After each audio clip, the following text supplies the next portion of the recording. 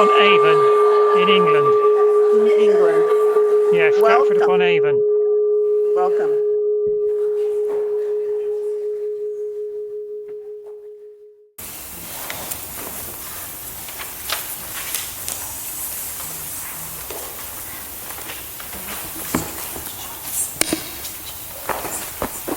Good morning.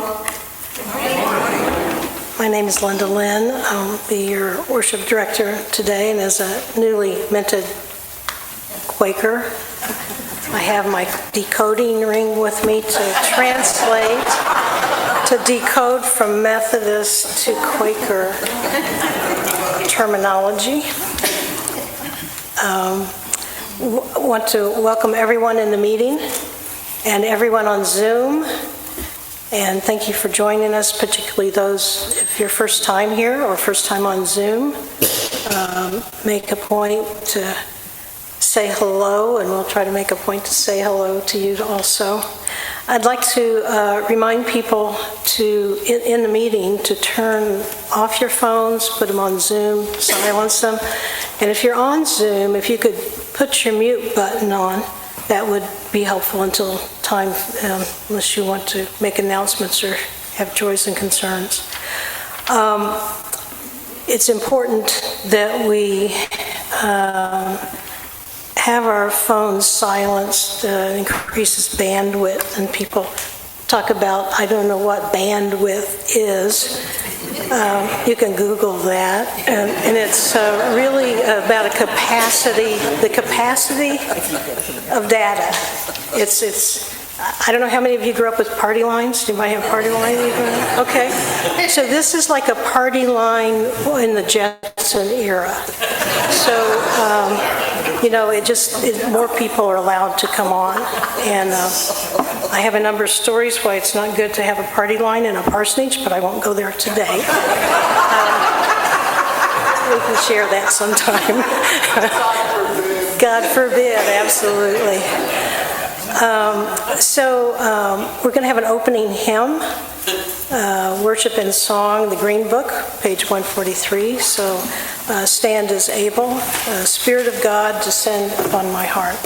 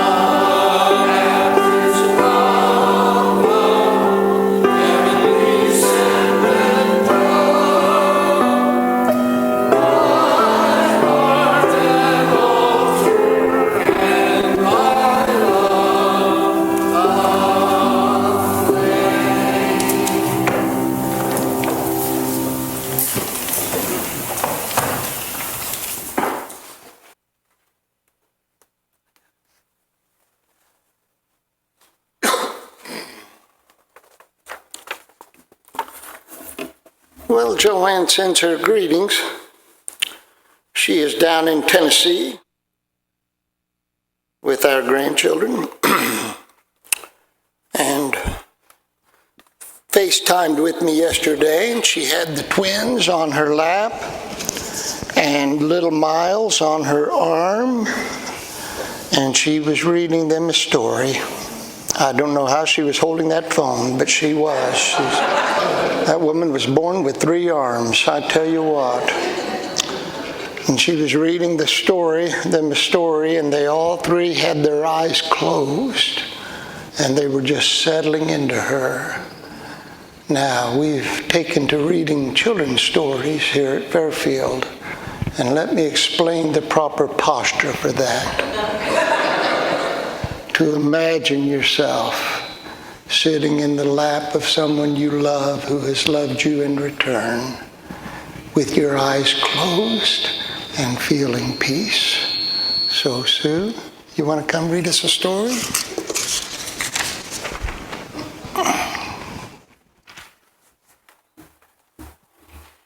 I could do it up here because I don't think we have a microphone unless you could bring me a microphone. I want to sit in the rocking chair. Oh, where? Oh, Bill's got one.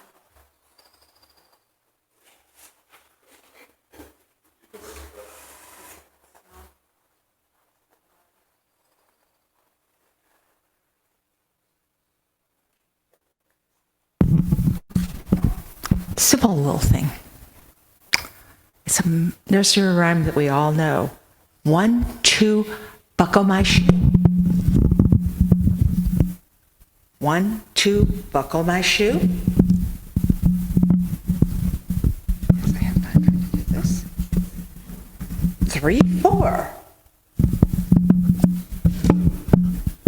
Shut the door. But I remember pick up sticks when it was gone. Yeah, pick up sticks. But this one has shut the door. 5, 6. Pick up the sticks. Okay, there's the sticks. And then 7 and 8. Lay them straight. And then the last one, grab this. 9, 10, do it again. And I think tell me if I'm wrong, but wasn't there a song when you went to camp that was similar to this? I think there was. So this isn't just for kids, it's for all of us. And it's talking about doing things that we need to do and keep up a habit. Thank you.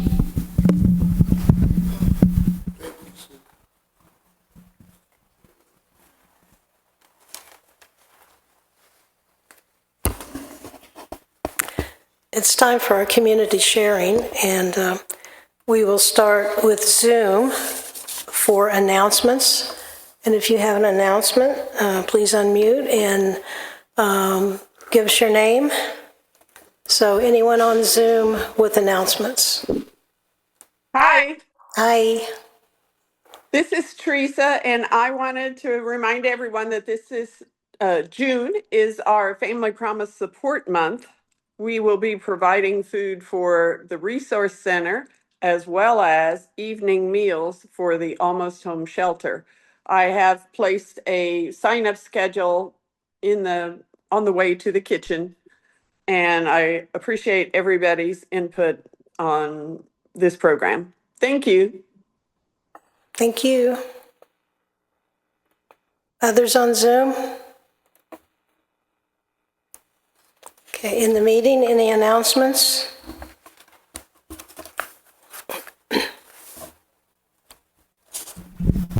Hello, I'm Amanda.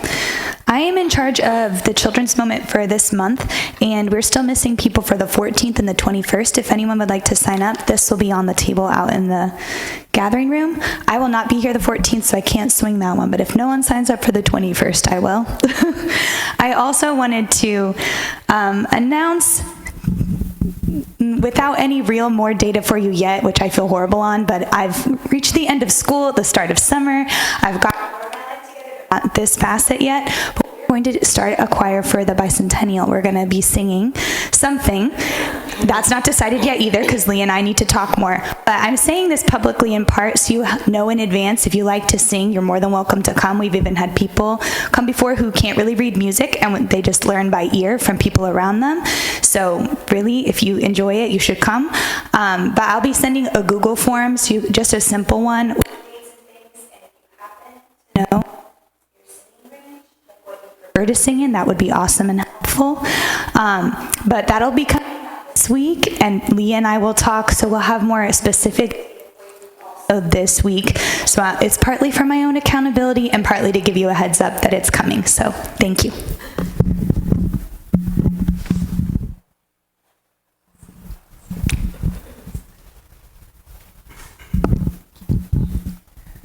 I'm Ellen Blacketer. I have a lot of extra can of bulbs, and I talked to some of you a week ago that were interested. So I'm parked outside the kitchen door. If anybody's interested, see us after church, and we'll get you set up with a can of bulbs.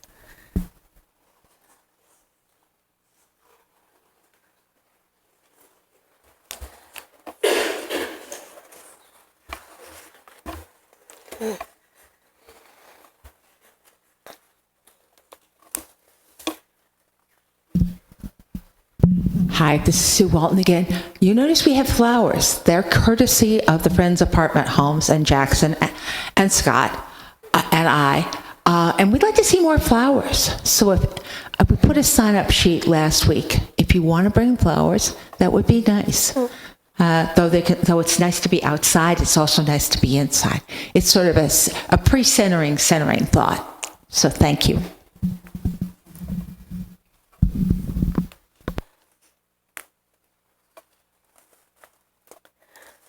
I have an announcement on behalf of the Peace and Social Justice Committee to announce movie night here next Saturday, June 13th at 7 p.m. The movie is Brother Outsider, The Life of Bayard Rustin.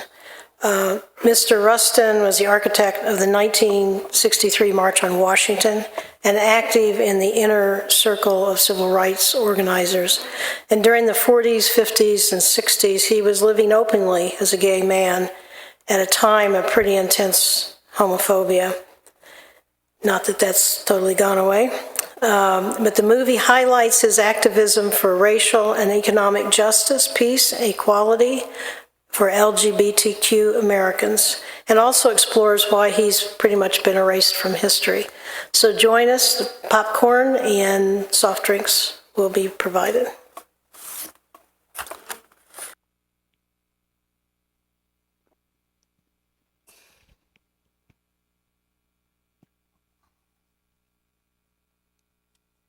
Our granddaughter, Madeline, has a smartphone. Her parents' decision, not mine, that can play any song in the world anytime she wants to hear it. Kids today have it so easy. Why, when I was her age, I had to ride my bicycle into town to Money's TV and radio and buy a 45 record for $1, serious money in those days. That's if Mr. Money even had the song I liked. He didn't care for what he called hippie music. Now we have YouTube, Spotify, Apple Music, and we can hear anything we want. But know this, they work on algorithms. They assume if you like this song, you'll also like this other song. So I don't know how that song we just played ended up on my feed list, because I'm a Bob Dylan, Eric Clapton kind of guy. But there it was one day when I was working the Mormon Tabernacle Choir, which made me think about Mr. Money, because he loved the Mormon Tabernacle Choir, even though he was a Methodist. Just to be clear, I have never listened to the Mormon Tabernacle Choir, but when that song appeared and I listened to it, I was very moved by the lyrics of it. especially these words: bind me not to the pasture, chain me not to the plow, set me free to find my calling, and I'll return to you somehow. Hearing those words made me think of the young people whose graduation from high school and college we recently celebrated. Every year when we do that, my favorite part is asking the young people their plans and watching their eyes light up and their expressions come alive. You can almost see their dreams. Do you remember the excitement you felt at that age, looking forward to something? We've been talking about our propensity for war and our Quaker rejection of it. As our founder George Fox said, we live in the virtue of that life and power that takes away the occasions of all wars. We've said war is an enticing elixir, our national drug of choice, an addiction we seem unwilling and unable to break. Its casualties include not only those killed on the battlefield, but those who knew and loved them. We've said war is the reason we can't have nice things. It is the reason we lack universal health care, universal education, and universal child care. It is the reason our infrastructure is in ruins. We've said war is a destroyer of democracy, started by the wealthy and powerful, but always, always at the expense of the poor and powerless. And we've said war is nothing less than the organized abuse of children. If an individual did to children what war did, they would go to jail. Today, let us add this.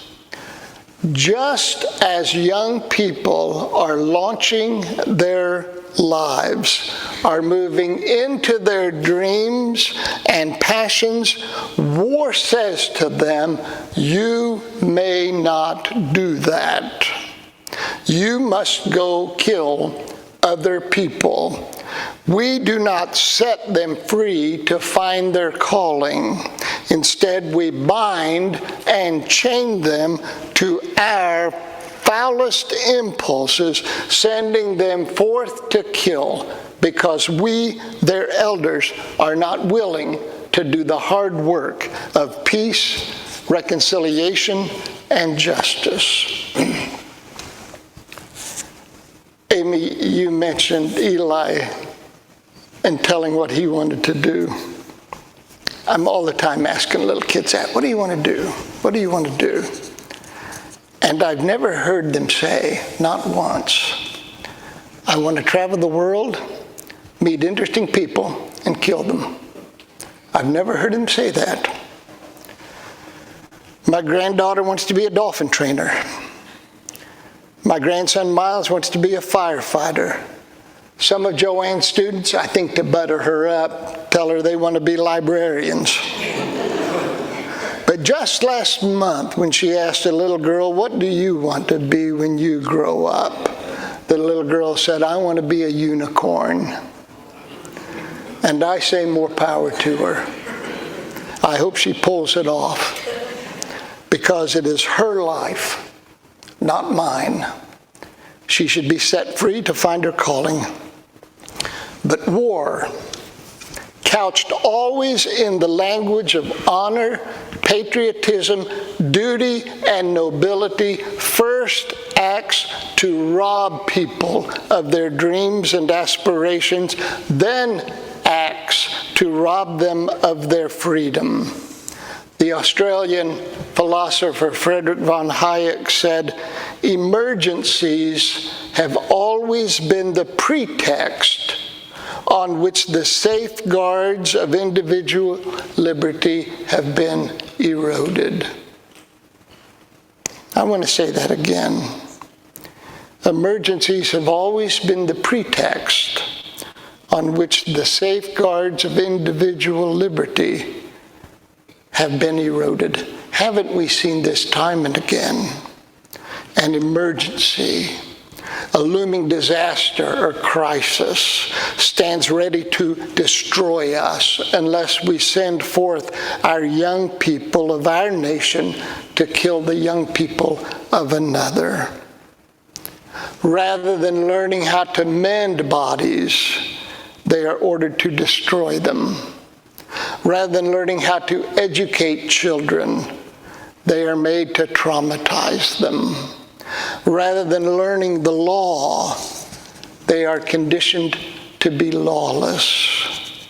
Rather than studying great books and beautiful music, they are taught the platitudes of nationalism and violence and made to listen to the bitter chorus of human suffering.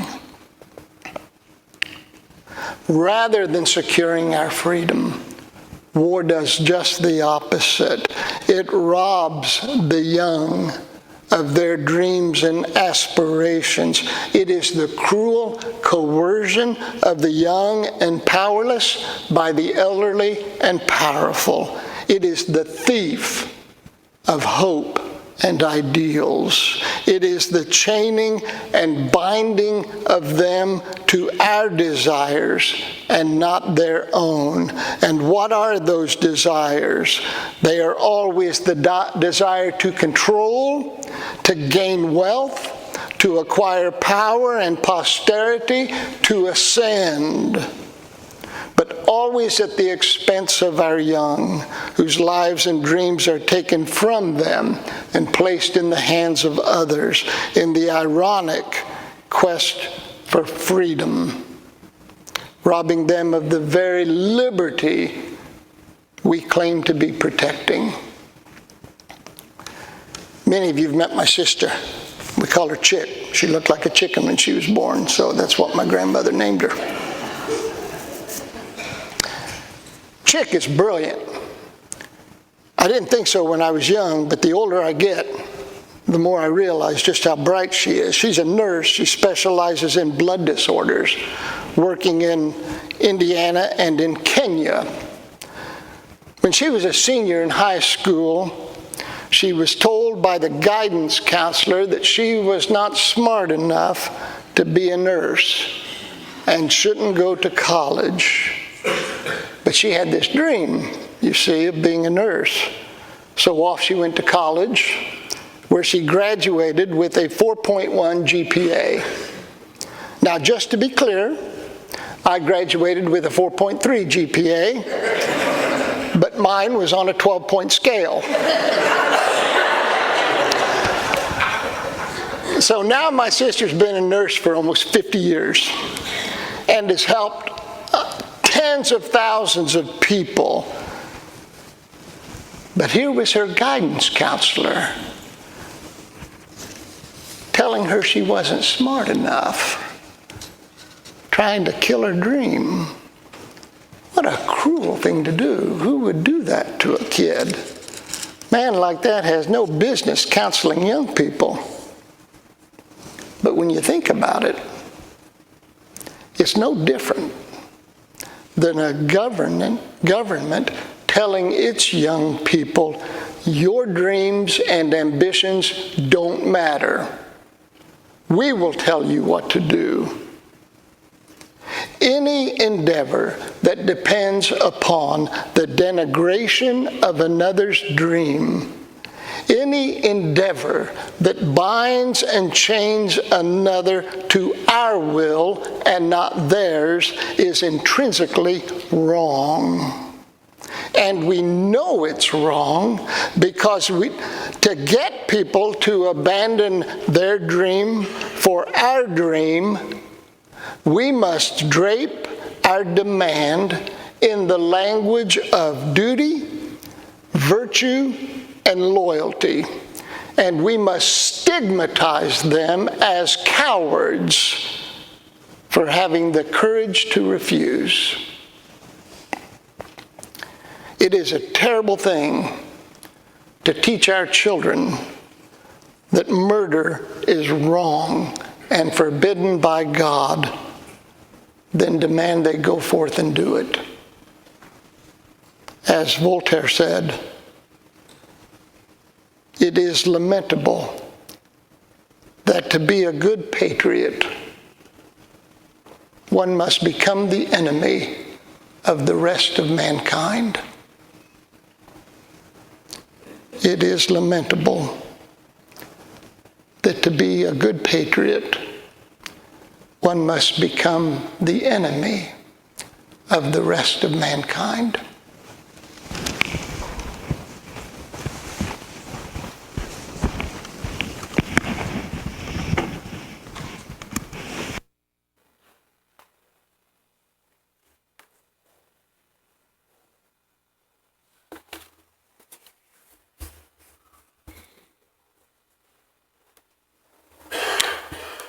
Friends, let us sing our final song, number 299, Last Night I Had the Strangest Dream. And as we sing, if we could have some friends gather food, that would be deeply appreciated.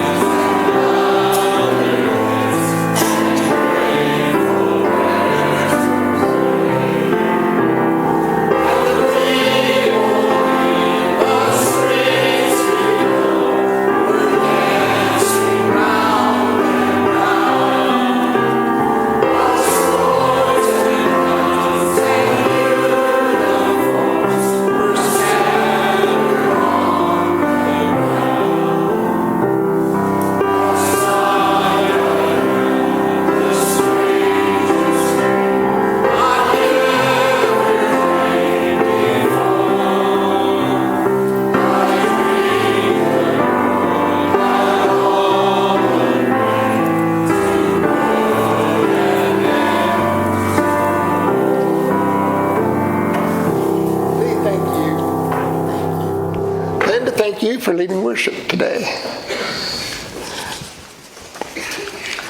Well, I tell you what, I'm on Medicare now. Somebody said, doesn't that make you feel old? I said, no, it makes me feel like I actually have a little income now, not having to pay for health insurance. And it also made me think about the joys of aging that no one ever told me about, chief of which is freedom. Freedom. And the opportunity to encourage people younger than myself. And we all have people like that in our lives. Children, grandchildren. If we don't have them, we have neighbors. We have other members in our family, nieces and nephews. The opportunity to encourage, to support. And there are some vital things that we need to say to our young people who are dreaming about their future. We need to say, I love you. We need to say, I believe in you. We need to say, you can do it. And we need to say, how can I help? All those things. That's the language of love. So friends, go forth in love.